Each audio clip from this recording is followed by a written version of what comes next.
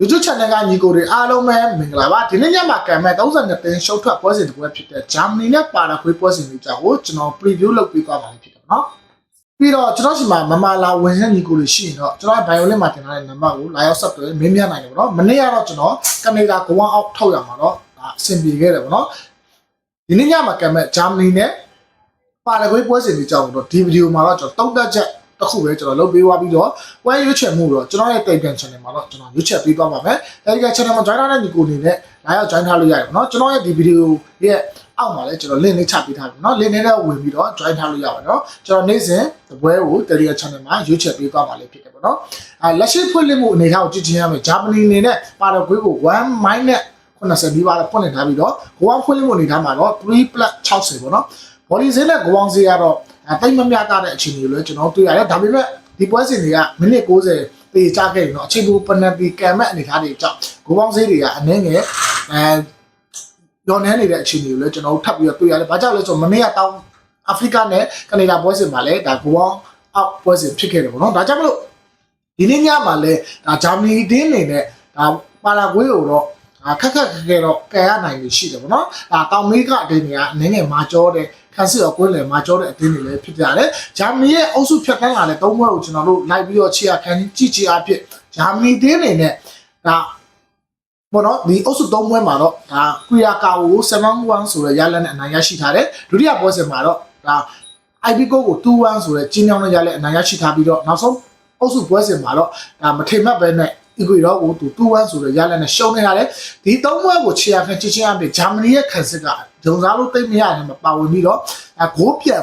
်ပေးရတဲ့အခြေအနေလို့ကျွန်တော်တွေ့ရတယ်။ဒါကြောင့်မလို့တိုက်စစ်ကောင်းတဲ့အတင်းအနေနဲ့တွေ့ရင်တော့ဂျာမနီအနေနဲ့ဂိုးပေးရတဲ့လေးထားရှိတဲ့ဇယိုက်တွေလည်းကျွန်တော်မြင်တွေ့ရတယ်နော်။ဒါကြောင့်မလို့ဒီကိုင်းခါပဲဥဆောင်လာမဲ့ဂျာမနီရဲ့တိုက်စစ်ကဒီနေ့ညမှာဘယ်လောက်ထိအလုံးဖြစ်သွားမလဲ။တာမန်တစ်ဖက်မှာတော့ဒါ February ဝင်းနဲ့စာနေတောင်းဝင်လာနောက်ကျရင်တိုက်စစ်နေရာမှာတော့ကျွန်တော်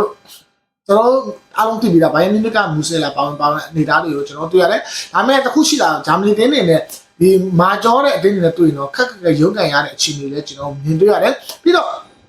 ပါရာဂွေးကလေအုပ်စုဘောနော်ဒီ၃ဘွဲကန်စီရမှာတော့ပါရာဂွေးကတပွဲနိုင်တပွဲတေတပွဲရှုံးဆိုတော့ရလက်ထက်ချိထားပြီးတော့အုပ်စုပထမပွဲစဉ်ဖြစ်တဲ့အင်ဘောနော်ဒီ USA နဲ့ပွဲစဉ်မှာတော့အမေရိကကိုသူ